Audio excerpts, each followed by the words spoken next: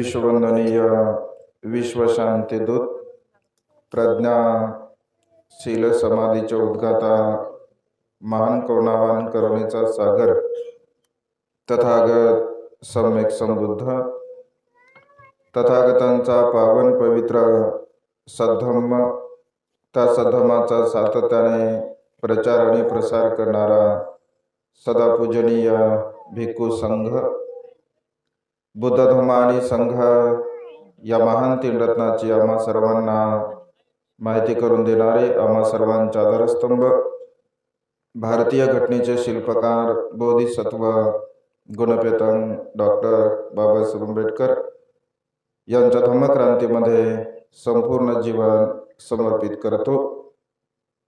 आज या मंगलमय प्रसंगी श्रद्धा संपन्न उपासक अमोल कीर्तिजय धनविजय, उपासिका वर्षा आसारामजी शंभरकर, धनविजय परिवार आणि शंभरकर परिवार यांच्या श्रद्धा बलाने या धम्मदेशनेच्या कार्यक्रमाचं आपण आयोजन केलं। मुक्काम पोस्ट वीरखंडी, तालुका शिवपूर, जिल्हा नागपूर।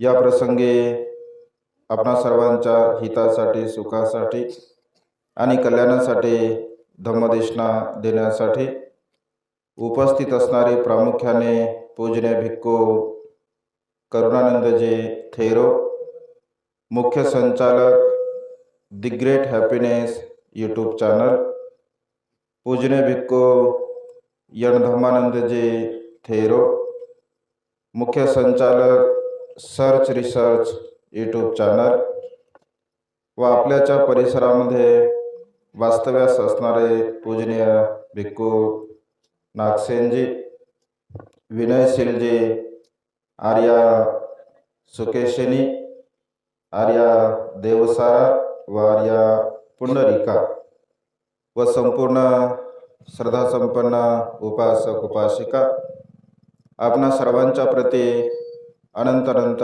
मंगलकामना, मंगलमैत्री भावना व्यक्त करतो।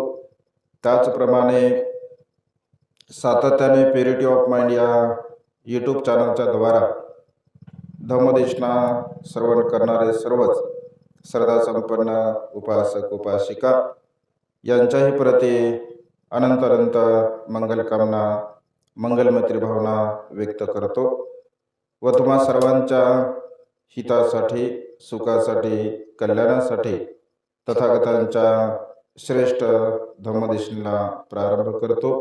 आपण सर्वांनी एकाग्र चित्ताने तीन रत्नांच्या प्रती श्रद्धाभाव उत्पन्न करून तथागतांच्या श्रेष्ठ धम्मदेशनेला श्रवण करावे।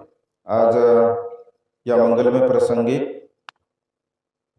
महत प्रयासाने अमोल धनविजय आणि त्यांच्या ताई यांनी भिक्खू संघाची धम्मदेशनेची ही डेट घेतलेली आहे। तसं अनेक प्रोग्राममध्ये त्यांची भेट झाली, औरंगाबादला सुद्धा ते आले होते आणि जिथे जिथे भिक्खू संघाच्या धम्मदेशना असतात तिथे तिथे प्रामुख्याने त्यांना शक्य झालं तर ते येत असतात। खरं तर आपणा सर्वांना त्यांच्याकडून प्रेरणा घेण्यासारखी आहे। वास्तविक पाहता शारीरिक दृष्टीने थोडे ते विकलांग आहेत, परंतु मानसिक जे त्यांचं बल आहे, मनाची मानसिकता आहे, ती मनाची मानसिकता अत्यंत स्ट्रॉंग आहे, अत्यंत मजबूत आहे। तीन रत्नांच्या प्रती अनंत श्रद्धा त्यांच्या चित्तामध्ये आहे आणि त्यामुळे औरंगाबादवरून भिक्खू संघाला धम्मदेशना श्रवण करण्यासाठी त्यांनी बोलवलं। स्वतः कुशल कर्म करणे, स्वतः पुण्यकर्म करणे आणि त्या कुशल कर्मामध्ये, त्या पुण्यकर्मामध्ये इतरांना सहभागी करून घेणे हे आपल्या जीवनातील महान आणि असीम असं पुण्य असतं. आणि त्यामुळे तुम्हा सर्वांना जी धम्मदेशना श्रवण करण्याची एक सुवर्ण संधी प्राप्त होत आहे, तर अमोल धनविजयमुळे ही संधी तुम्हा सर्वांना प्राप्त होत आहे. यांच्या कुशल कर्माचं अनुमोदन म्हणून आपण सर्वांनी टाळ्याच्या गजरामध्ये किंवा साधुवादाच्या निनादामध्ये त्यांचं स्वागत करा. या ठिकाणी एक छोटेखानी भगवंताचा उपदेश मी तुम्हाला देणार आहे. दानं ठानं मनुस्सानं असं भगवंतांनी म्हटलं आहे. दान मनुष्याच्या सुगतीचं स्थान आहे. मनुष्य जे काही दान पुण्य करत असतो त्या दान पुण्याच्या बलाने मनुष्य सुगतीला प्राप्त होतो असं भगवंतांनी म्हटलं आहे. दानं दुर्गती निवारणं. दान आपल्या सर्व प्रकारच्या दुःखाचं निवारण करत असते, दुःखाला नष्ट करत असते, नाहीस करत असते. दानं सगस सोपानं.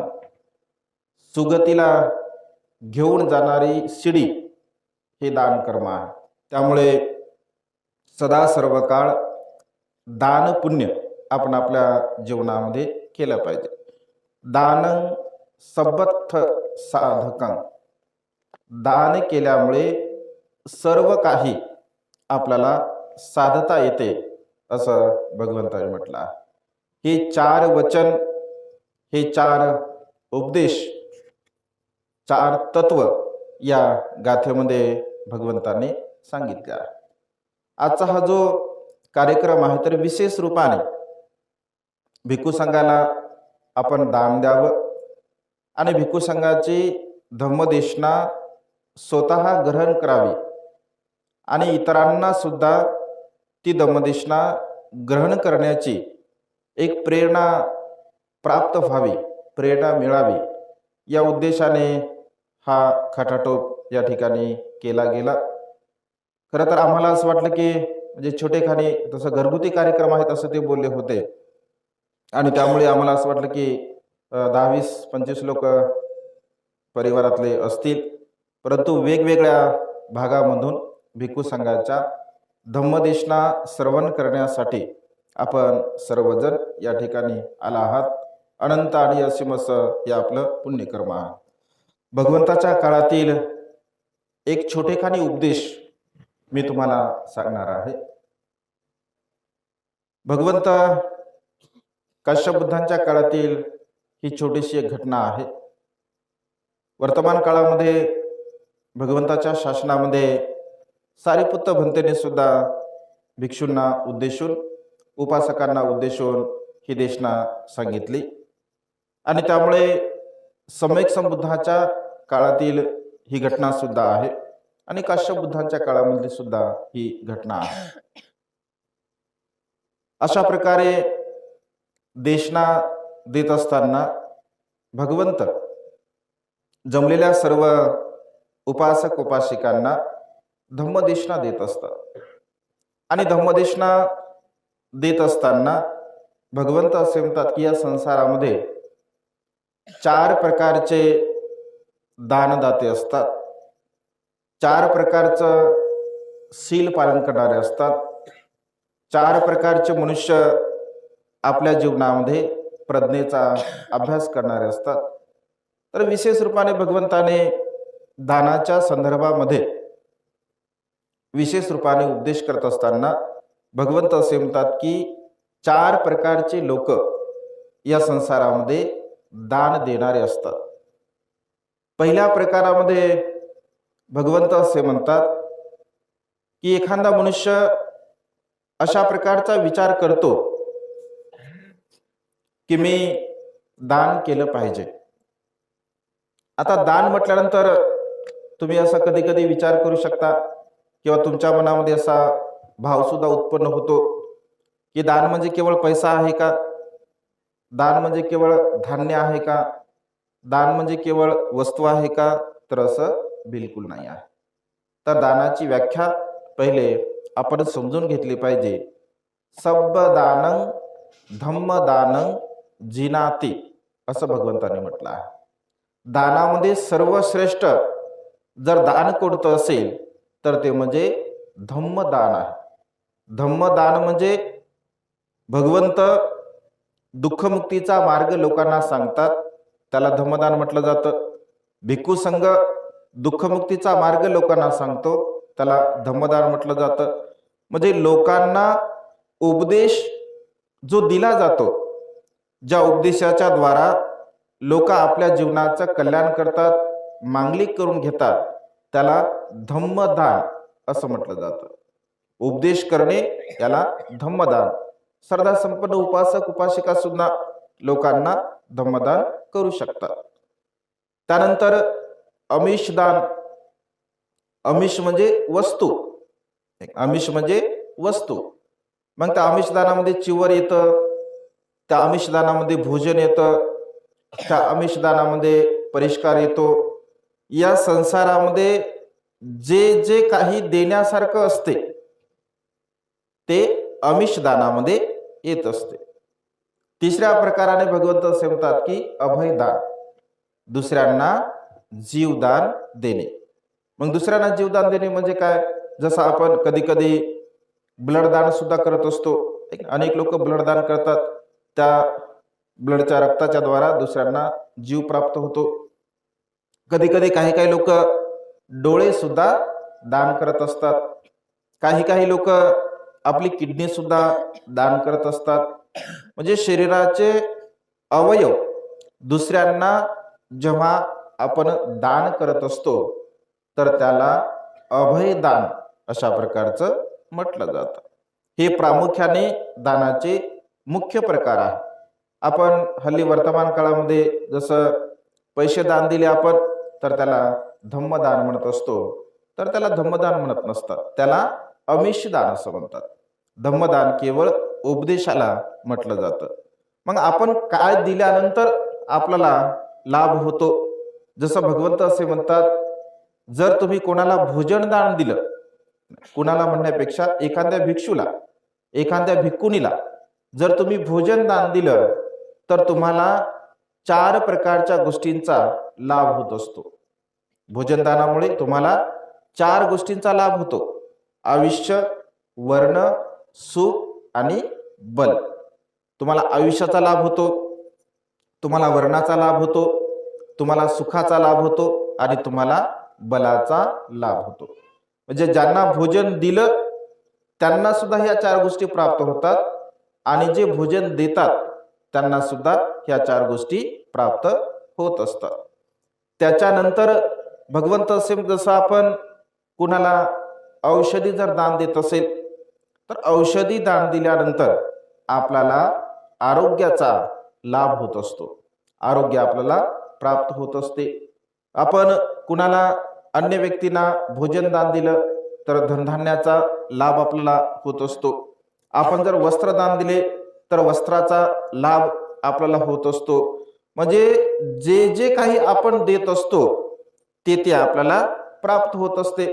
कारण निसर्गाचा नियम आहे, जसं जमिनीमध्ये जे तुम्ही पेरसाल तेच उगवणार आहे. जमिनीमध्ये जर तुम्ही गहू पेरले तर ज्वारी येणार आहे का? नाही. जमिनीमध्ये जर तुम्ही गहू पेरसाल तर गहूच येणार आहे, ज्वारी पेरसाल तर ज्वारीच येणार आहे. अगदी तशाच प्रकारे जे तुम्ही दान देता तर ते दान तशा पद्धतीने तुम्हाला फळ देत असते. आणि कधी कधी असंही होतं की आपली परिस्थिती नसते तरी सुद्धा आपण दान देण्याचा संकल्प करत असतो, तर तो संकल्प जर सम्यक श्रद्धेतून असेल तर निश्चितपणे तो संकल्प पूर्णत्वास जात असतो. या उदाहरणाच्या द्वारा तो कसा पूर्णत्वास जातो हे मी तुम्हाला सांगणार आहे. जसं भगवंत उपदेश करताना सांगतात की काही काही लोक दान देतात, स्वतः दान देत असतात, स्वतः आपल्या हाताने दान देतात, स्वतः सत्कारपूर्वक दान देतात, स्वतः श्रद्धेने दान देतात, प्रसन्न चित्ताने दान देतात.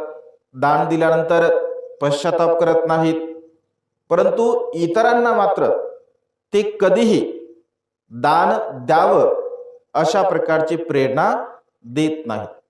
स्वतः मात्र करतात, स्वतः दान करतात, शील पालन करतात, चांगल्या धर्माचं अनुसरण करतात, परंतु इतरांना मात्र ते कधीही तशा प्रकारची प्रेरणा देत नाही. हा पहिला प्रकार. हे 4 प्रकार मी सांगणार आहे तुम्हाला. लक्षपूर्वक तुम्ही ऐका आणि तुम्ही कोणत्या प्रकारामध्ये आहात. तुमच्यासाठी आहे ना उपदेश? उपदेश कुणासाठी आहे? तुमच्यासाठी आहे. तर या 4 प्रकारापैकी तुम्ही कोणत्या प्रकारामध्ये आहात याचं चिंतन तुम्हाला करायचं आहे.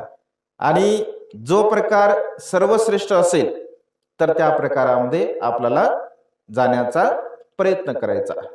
तर पहिल्या प्रकारामध्ये मनुष्य स्वतः दान पुण्य करत असतो, परंतु इतरांना मात्र तो कधीही दान पुण्य करावं याची प्रेरणा देत नाही. दान करावं असे सांगत नाही आणि दान करू नका असंही सांगत नाही. स्वतः मात्र तो दान पुण्य करत असतो. दुसऱ्या प्रकारामध्ये भगवंत असे म्हणते, काही काही लोक स्वतः बिलकुल दान करत नाहीत, स्वतः शील पालन करत नाहीत, दान पुण्य करत नाहीत, कोणतंही चांगलं कर्म करत नाहीत. आणि जर समजून घ्या, दुसरा कोणी जर दान देत असेल, दुसरा जर कोणी दान देत असेल तर त्यालाही तो म्हणतो, अरे कशाला दान देतो? दान देण्यानं कुणाचा लाभ होणार आहे, कुणाचा फायदा होणार आहे, कुणाचं भलं झालं आहे? दान देऊन काही उपयोग होणार नाही आहे. म्हणजे स्वतः तर देतच नाही, परंतु इतर व्यक्ती जरी देत असतील तरी सुद्धा त्यांना मात्र ते दान पुण्य करू देत नाही. दुसऱ्याच्या दानामध्ये अडथळा तो आणत असतो. तिसऱ्या प्रकारामध्ये भगवंत असे म्हणतात, स्वतःही तो दान पुण्य करत नाही आणि इतरांना सुद्धा दान पुण्य करण्याची तो प्रेरणा देत नाही. स्वतः तर करतच नाही, परंतु इतरांना सुद्धा तो कधीही सांगत नाही. चौथ्या प्रकारामध्ये भगवंत असे म्हणतात, स्वतः तो दान पुण्य करतो, स्वतः शील पालन करतो, स्वतः चांगल्या धर्माचं अनुसरण करतो आणि त्या सुखाची अनुभूती घेतल्यानंतर तो इतरांना सुद्धा सांगतो की अरे दान पुण्य कर्म करणं खूप चांगली गोष्ट आहे, दान पुण्य तू केलं पाहिजे, अशा प्रकारची इतरांना सुद्धा तो प्रेरणा देत असतो. चौथ्या प्रकारामध्ये स्वतः सुद्धा देतो आणि इतरांना सुद्धा तो प्रेरणा देत असतो. हे 4 प्रकार आहे. पहिला प्रकार कोणता? पहिल्या प्रकारामध्ये तो केवळ स्वतः देतो, इतरांना प्रेरणा देत नाही. दुसऱ्या प्रकारामध्ये स्वतःही देत नाही. तिसऱ्या प्रकारामध्ये म्हणजे पहिल्या प्रकारामध्ये काय?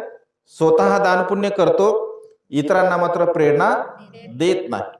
दुसऱ्या प्रकारामध्ये स्वतः देत नाही, स्वतः देत नाही पण इतरांना सुद्धा मात्र तो सांगतो दान पुण्य केलं पाहिजे, चांगलं असतं. काही काही लोक असे असतात, स्वतः काय आपण कधी कधी म्हणतो ना, जसं 14 एप्रिलची वर्गणी मागत असतो किंवा आपण एखाद्या कार्यक्रमाची वर्गणी मागतो.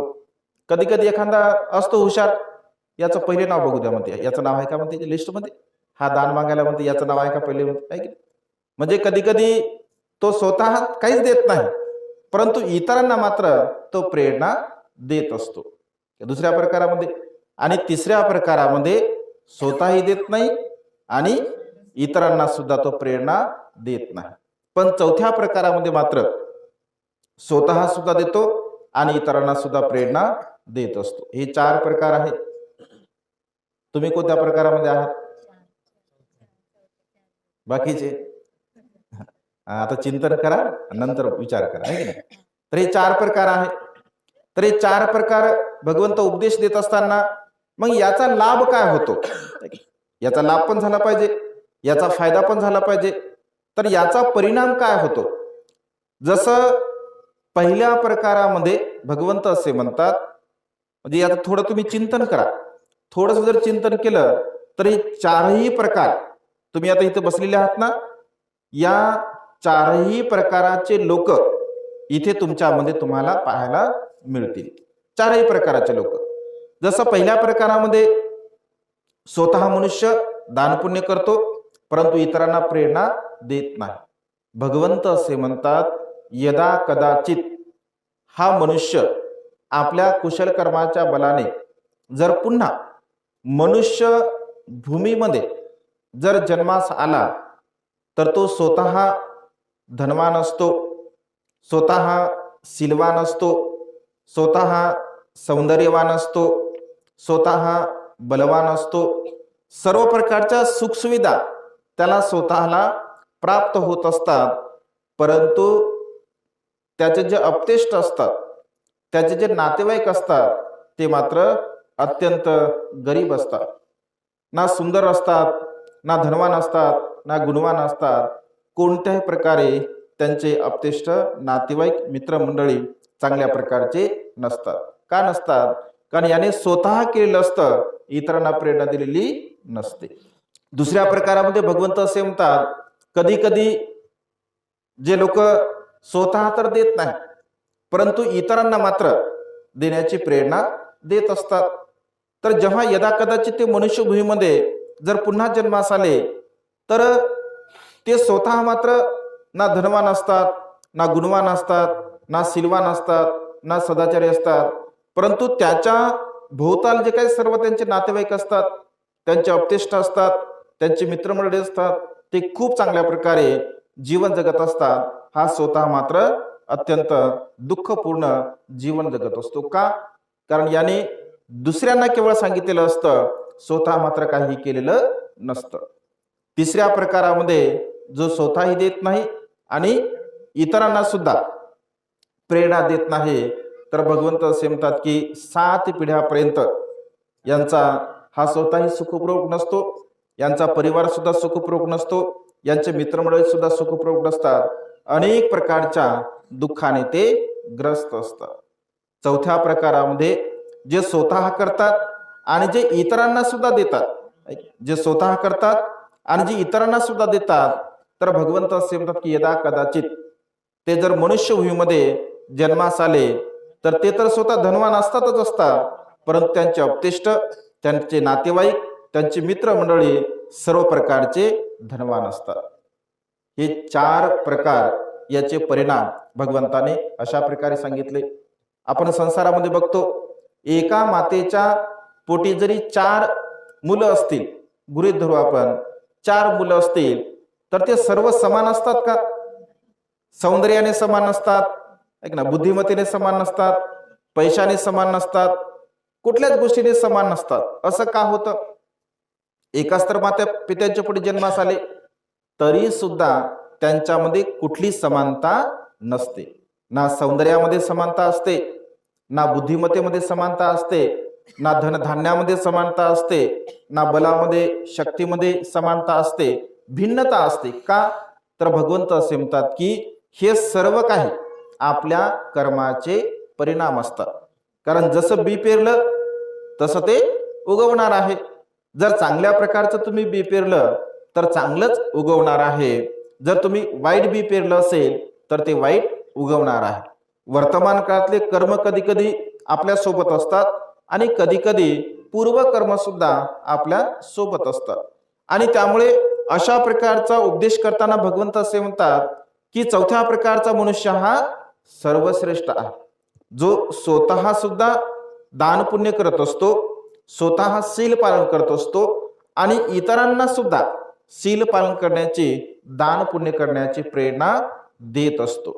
अशा प्रकारचा उपदेश दिल्यानंतर त्या जनसमूहामध्ये एक उपासक जो की अत्यंत श्रद्धावान असतो, ही उपदेशना ऐकून त्याच्या मनामध्ये अत्यंत प्रसन्नता उत्पन्न होते, अत्यंत आनंद त्याच्या चित्तामध्ये उत्पन्न होतो आणि तो लोक गेल्यानंतर लगेच भगवंताकडे येतो आणि भगवंताला म्हणतो की भगवान, उद्याच्या भोजनाचं भिक्खू संघासह आमच्याकडे भोजनाचं तुम्ही निमंत्रण स्वीकारावं.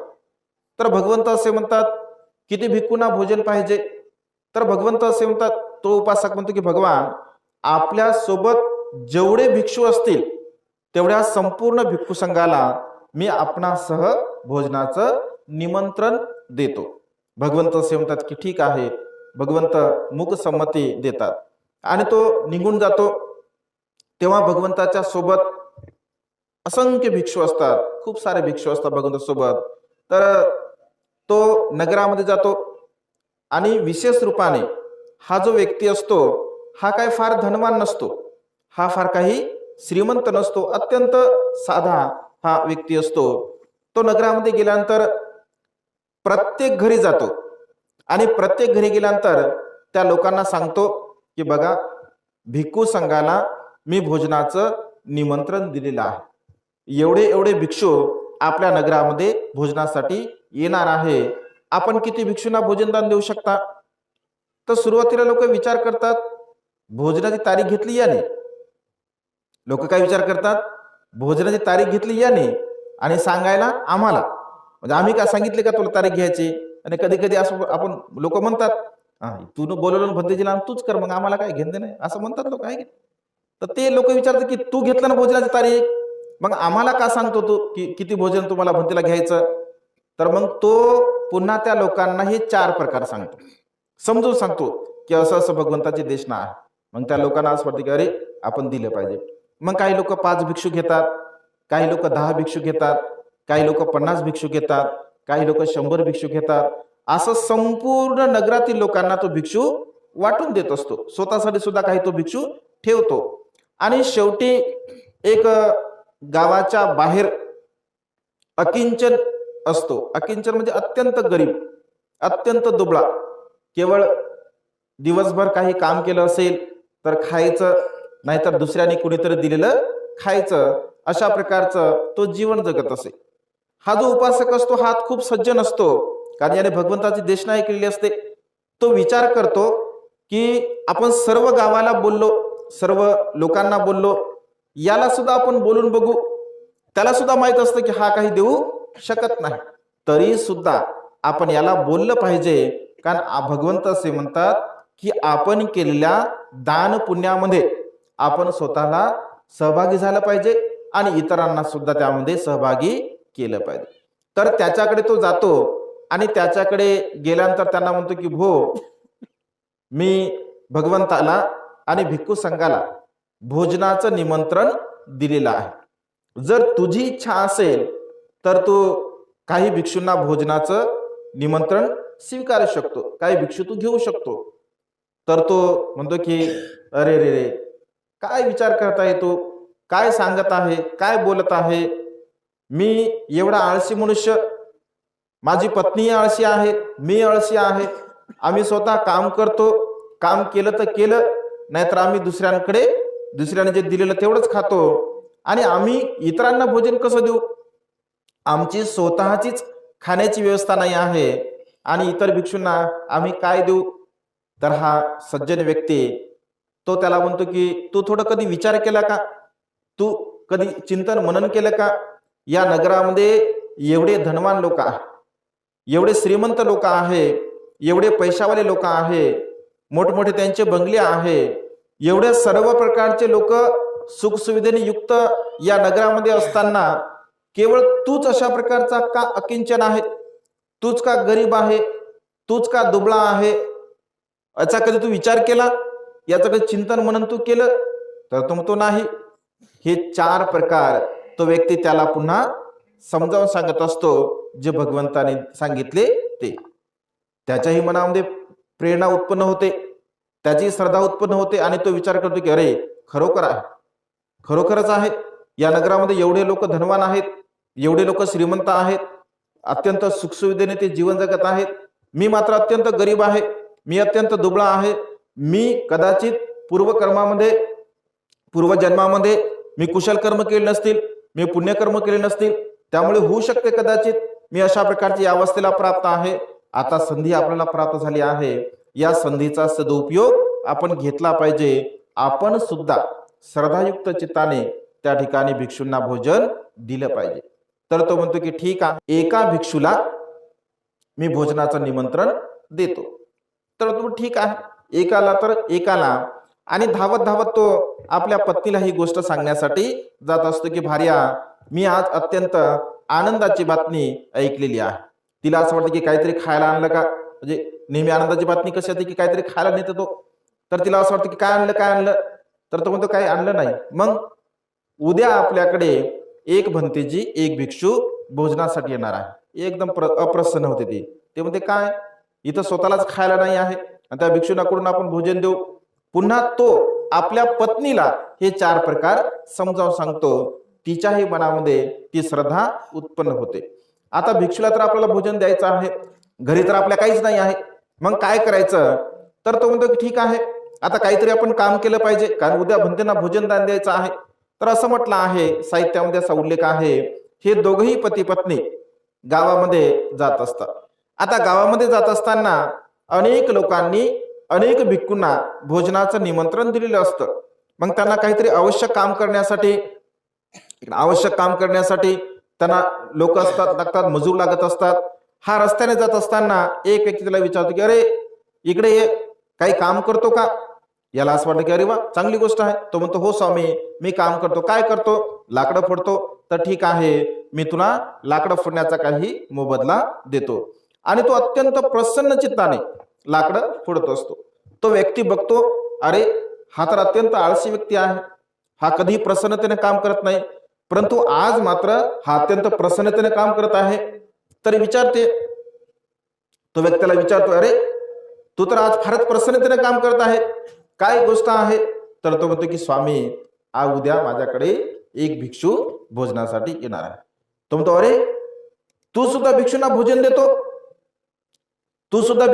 देतो, तर तो म्हणतो हो स्वामी मी सुद्धा भिक्षूंना भोजन देतो. अरे वा खूपच चांगली गोष्ट आहे. तर प्रसन्नतेनं तो काम करतो. जो मोबदला ठरवलेला असतो त्याच्यापेक्षा अधिक तो मोबदला त्याला देत असतो. पुन्हा दुसऱ्या घरी जातो. अशा प्रकारच्या अनेक घरी तो काम करत असतो. त्याची पत्नी सुद्धा अनेक ठिकाणी काम करत असते आणि काम केल्यानंतर तिथे सुद्धा ती प्रसन्नतेनं काम करत असते. आणि ती सुद्धा तिची मालकीन तिला विचारते तू एवढी प्रसन्नतेनं का काम करत आहे, काय भानगड आहे आज. तर ती म्हणते की आमच्याकडे एक भिक्षू उद्या भोजनासाठी येणार आहेत. तर ती सुद्धा प्रसन्नतेनं अत्यंत स्वादिष्ट अशा प्रकारचे तांदूळ मसाल्याचे पदार्थ त्यांना ती देत असते. दिवसभर हे दोघेही काम करतात. पत्नी म्हणते की स्वामी उद्याच्या भोजनासाठी तुम्ही नदीवरून काहीतरी पानं घेऊन आले पाहिजे, कारण पूर्वीच्या काळामध्ये पानावरती भोजन दिलं जात असेल कदाचित. तर तो नदीकाठी जातो. नदीवरती एक जो मासे विकणारा व्यक्ती असतो त्याला खूप सारे मासे त्या दिवशी मिळत असतात आणि त्याच्याकडून ते विकले जात नाहीत. तर या अकिंचनला तो म्हणतो की अरे अकिंचन माझे काम करतो का, तू मला जरा मदत करतो का. तर तो म्हणतो हो स्वामी मी तुम्हाला मदत करतो. आणि त्याला सुद्धा ते मासे विकण्यासाठी तो मदत करतो आणि तो सुद्धा त्याला मोबदला देत असतो. तो म्हणतो काही शिल्लक आहे का, तर नाही आहे. असं म्हटलं आहे की रोहित मत्स्य थोडे बाजूला तो व्यापारी म्हणजे काढून ठेवत असतो आणि ते रोहित मत्स्य या अकिंचनला तो देत असतो. काही मोबदला सुद्धा त्या ठिकाणी तो देतो. हे दिवसभर पती पत्नी अत्यंत थकलेले असतात.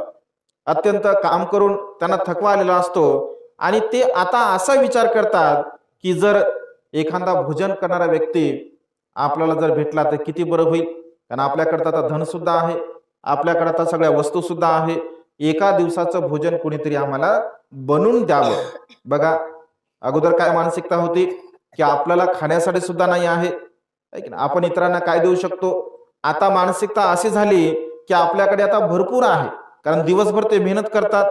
आता उद्याच्या भोजनासाठी एखादा आचारी आपल्याला भेटला पाहिजे, म्हणजे भोजन करून देणारा, असं म्हटलं आहे. साहित्यामध्ये असा उल्लेख आहे. तो भाग कधी कधी तुमच्या डोक्यावरून जाऊ शकतो किंवा तुम्हाला समजू शकत नाही, असंही होऊ शकतं. इंद्र असं म्हटलं आहे, एक सर्वसामान्य आपण व्यक्ती समजू असं म्हटलं आहे. तर इंद्र त्या ठिकाणी त्याला विचारत असतो की काही काम आहे का, तर तो म्हणतो हो काम आहे. आणि असं म्हटलं आहे की ते झोपी जातात. हे अत्यंत स्वादिष्ट असं भोजन बनवत असतो. भोजन बनवल्यानंतर दुसऱ्या दिवशी सकाळी सकाळी तो त्या व्यक्तीकडे जातो ज्यांनी भोजनाचं निमंत्रण स्वीकारलेलं असतं. हा व्यक्ती ज्या लोकांनी जे भिक्षू घेतलेले असतात, 5 असतील, 10 असतील, 50 असतील, 100 असतील, त्या सर्वांच्या नावासमोर त्याने तेवढे भिक्षू लिहिलेले असतात आणि सर्वच्या सर्व भिक्षू भोजनासाठी निघून गेलेले असतात. हा शेवटी येतो आणि तो म्हणतो की माझं एक भिक्षू मला भोजनासाठी हवा आहे, सर्व भिक्षू गेलेले असतात. तो त्या लिस्टमध्ये नाव पाहतो तर त्या अकिंचनचं नाव त्याने लिहिलेलंच नसतं. तो म्हणतो, अरे रे, तुझं नाव तर मी लिहिलंच नाही. तो म्हणतो, मला काय सांगू नका. एक तर माझी देण्याची इच्छा नव्हती, तुम्ही ती इच्छा माझ्या मनामध्ये उत्पन्न केली, आणि आता जर तुम्ही असं म्हणत असाल तर तो माझा नाश होईल, माझी हानी होईल, मला तुम्ही दुर्गतीला पाठवू नका. ही पुण्याची संधी माझ्या मनामध्ये उत्पन्न झाली आहे, तिला तुम्ही हिरावून घेऊ नका, मला काही सांगू नका तुम्ही, मला एक भिक्षू पाहिजे म्हणजे पाहिजे, अशा प्रकारे तो आक्रोश करत असतो.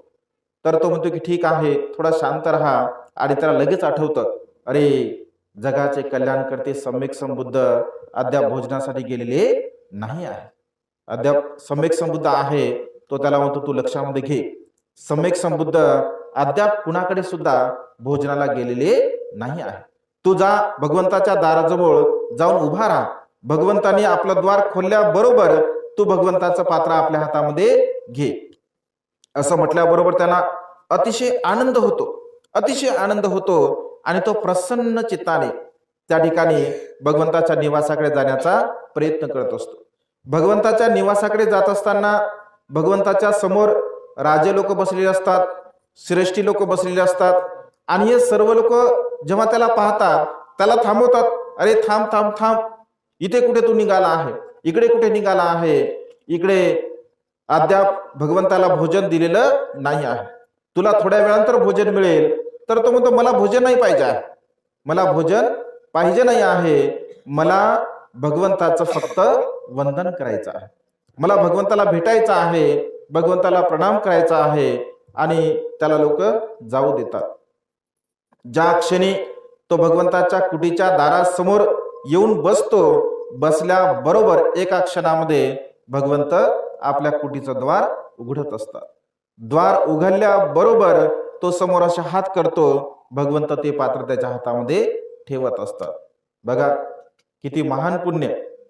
ज्याची इच्छा नव्हती भोजनदान देण्याची, तो आता प्रत्यक्ष सम्यक संबुद्धाला भोजनदान देत आहे.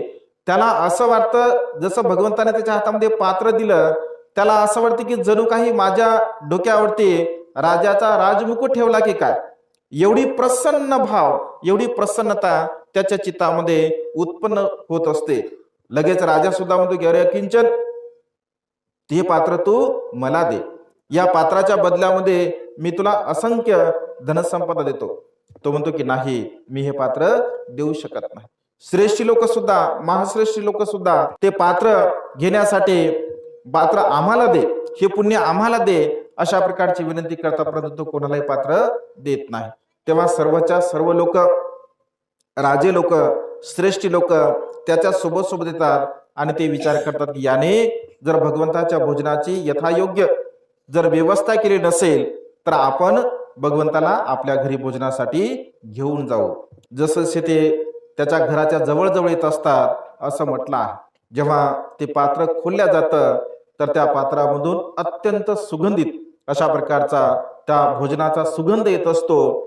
राजा विचार करतो की एवढं सुगंधित भोजन मी सुद्धा आतापर्यंत भोजन केलं नाही. श्रेष्ठ सुद्धा विचार करतात, मी सुद्धा अद्याप अशापर्यंत असं भोजन ग्रहण केलं नाही. जेव्हा ते पाहतात त्यांना जाणीव होते की अरे आता भगवंताला खूप चांगल्या प्रकारचं भोजन प्राप्त होणार आहे. तो भगवंताला भोजनदान देत असतो. भोजनदान दिल्यानंतर असं म्हटलं आहे, साहित्यामध्ये अशा प्रकारचा उल्लेख आहे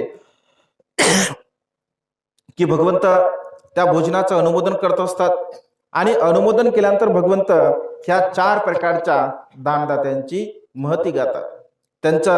त्यांच्याबद्दल दानाचं अनुमोदन करतात. त्या दानाचं अनुमोदन करत असताना असं म्हटलं आहे की दुसऱ्या दिवशी राजा सुद्धा त्याला अनेक प्रकारच्या म्हणजे परिष्कार देत असतो असं म्हटलं आहे. श्रेष्ठ लोक सुद्धा त्याला अनेक प्रकारचे परिष्कार देतात. त्याला जिथे जागा दिली जाते त्या जागा जेव्हा घर बांधत असतो तर तिथे सुद्धा त्याला अनेक प्रकारच्या धनाचा लाभ होत असतो. आणि जो अकिंचन, ज्याला स्वतःसाठी भोजन मिळत नसते, तर तो त्या नगराचा एक श्रेष्ठी बनत असतो. असं म्हटलं आहे की त्याने जे हे दान पुण्य केलं, हे जे कुशल कर्म केलं, या कुशल कर्माच्या बलाने, या पुण्यकर्माच्या बलाने त्याला ह्या सर्व प्रकारच्या गोष्टींचा लाभ झाला. कारण ज्यांच्याकडे दान आहे किंवा ज्यांच्याकडे देण्यासाठी आहे, जसं एखादा श्रीमंत व्यक्ती आहे आणि तो जर दान करत असेल तर आपण काय म्हणतो? एखादा श्रीमंत व्यक्ती जर दान करत असेल तर आपल्या मनामध्ये काय भाव उत्पन्न होतो? काय होतो सांगा बरं? त्याला काय कमी आहे म्हणतो ना आपण. श्रीमंत व्यक्ती जर दिला आपण काय, त्याला काय कमी आहे, पैशावाला आहे म्हणतो तो, आहे की? आणि जर समजा त्याने दिले सगळ्यात जास्त, एवढ्यानं काय होते, एवढेच दिले, आणखी द्यायला पाहिजे होतं म्हणते, याला काय कमी आहे म्हणते, ऐक ना, असं म्हणतो. आणि जर समजून घ्या एखादा अत्यंत गरीब व्यक्ती जर दान करत असेल तर काय वाटते आपल्याला? अरे एवढा गरीब असून सुद्धा हा दान पुण्य करत आहे. कारण भगवंत असे म्हणतात, ज्याच्याकडे आहे तो जर दान करत असेल तर त्याचं तर पुण्य होतेच होते, परंतु ज्याच्याकडे काहीच नाही आहे जर तो दान करत असेल तर ते दान कर्म त्याच्यासाठी महान फळ देणारं ठरत असते. कारण ते दान कर्म तो जे देत असतो तर अत्यंत श्रद्धेने देत असतो. आणि जेव्हा आपल्या चित्तामध्ये श्रद्धाभाव असते तर भगवंत जसं भोजन बनवण्यासाठी शक्र देव तिथे अकिंचनकडे आला, अगदी देवता सुद्धा आपल्या भोजनामध्ये म्हणजे आपल्या दानामध्ये तिथे सहभाग नोंदवत असतात. कोणत्याही प्रकारचे कितीही अडीअडचणी झाला असेल, आपली श्रद्धा आहे ना, आपली इच्छा आहे ना, आपली जर इच्छा असेल तर ती इच्छा, ती श्रद्धा अनेक मार्गाने म्हणजे सर्वसामान्य व्यक्ती सुद्धा आपल्याला मदत करतात. देवतेच्या रूपाने सर्वसामान्य व्यक्ती सुद्धा आपल्याला मदत करत असतात. कारण भगवंताने शिवली भंतेच्या संदर्भामध्ये, दानाच्या पारमितीच्या संदर्भामध्ये अनेक प्रकारचे असे उपदेश दिलेले आहेत. आणि त्यामुळे जेव्हा एखादी गोष्ट, एखादा संकल्प जेव्हा आपण करत असतो तर तो संकल्प पूर्णत्वास नेण्यासाठी आपल्याला सर्व मार्गाने मदत होत असते. आणि त्यामुळे भगवंत असे म्हणतात, दानं ठानं मनुष्यान. मनुष्याच्या जीवनामध्ये सुगतीचं जर कोणतं स्थान असेल, कोणती जागा असेल तर ते म्हणजे दान पुण्य आहे. दान म्हणजे सर्वसामान्य गुण नव्हे, दान हा बोधिसत्वाचा सद्गुण आहे. एका बोधिसत्वाला बुद्धत्वाची अवस्था प्राप्त करण्यासाठी दान पुण्य करावं लागतं. एक बोधिसत्व जर दान पुण्य करत असेल, दान पारमिता पूर्णत्वात नेत असेल तरच तो बोधिसत्व बुद्धत्वाच्या अवस्थेला प्राप्त होऊ शकतो. आणि त्यामुळे दान हा बोधीचा अंकुर आहे, दान हा बोधिसत्वाचा सद्गुण आहे. त्यामुळे दानामुळे मनुष्याला सुगती प्राप्त होत असते. दान कर्म करणारा मनुष्य सुगतीच्या अवस्थेकडे आपली वाटचाल करत असतो. दानं दुर्गती निवारण. दान आपल्या जीवनामध्ये उत्पन्न होणारी जी दुर्गतीची अवस्था आहे, जी दुःखाची अवस्था आहे, ती दुःखाची अवस्था सुद्धा आपलं दान कर्म हे नष्ट करू शकते, नाहीस करू शकते. दानं सगळंच सोपान. सोपान म्हणजे शिडी. ज्याप्रमाणे घरावर जाण्यासाठी आपल्याला शिडी लागते, अगदी तशाच प्रकारे दुःखमुक्तीच्या मार्गाकडे या दान पुण्याची, या शील मार्गाची आपल्यासोबत शिडी असणं अत्यंत गरजेचं आहे. दानं सबत्त साधकं. दान कर्मामुळे सर्व काही आपल्याला साधता येत असते, सर्व काही आपण साध्य करू शकतो. आणि त्यामुळे सातत्याने आपल्या जीवनामध्ये तथागतांच्या श्रेष्ठ धम्माला समजून घेत असताना, तथागतांच्या श्रेष्ठ उपदेशाला समजून घेत असताना दान कर्म करणे, शील पालन करणे आणि प्रज्ञेचा अभ्यास करणे, हे तीन कर्म आपण आपल्या जीवनामध्ये सातत्याने पूर्णत्वास नेण्याचा प्रयत्न केला पाहिजे. आज हे जे तुम्ही कुशल कर्म करत आहात, हे पुण्यकर्म करत आहात, खरोखर अमोलचं अत्यंत महान असं कुशल कर्म आहे, महान असं हे पुण्यकर्म आहे. स्वतः तर ते हे कुशल कर्म करतच आहेत, परंतु स्वतःच्या सोबत इतरांना सुद्धा एवढं मोठं धम्माचं दान, धम्म श्रवण करण्याची एक सुवर्ण संधी आपणा सर्वांना त्यांनी प्राप्त करून दिली. तर निश्चितपणे आज अमोल धनविजय आणि वर्षाताई आसारामजी शंभरकर या दोनही परिवारांनी आज भिक्खू संघासाठी ते जे कुशल कर्म करत आहेत पुण्यकर्म करत आहेत, दान कर्म करत आहेत, शिवदान करत आहेत, भोजनादी जी काय सामग्री दान करत आहेत, पैष्कार दान करत आहेत, या संपूर्ण दान कर्माच्या बलाने बुद्ध धम्म आणि संघ या 3 रत्नाच्या बलाने धनविजय परिवारांना व शंभरकर परिवारांना त्यांच्या जीवनामध्ये सुख समाधान आयुष्य वर्ण आणि बल प्राप्त हो. त्यांच्या सर्व प्रकारच्या इच्छित आणि पार्थित मनोकामना ढगातून मुक्त झालेला शीतल चंद्रमाप्रमाणे पूर्णत्वात जाऊ. त्यांना सर्व प्रकारचं सुख प्राप्त हो, अशा प्रकारची मंगलमय आणि उदात्त कामना या ठिकाणी व्यक्त करून ही धम्मदेशना संपन्न करतो. सर्वांचं मंगल हो, सर्वांचं कल्याण हो, सर्वांना दीर्घायुष्य लाभो.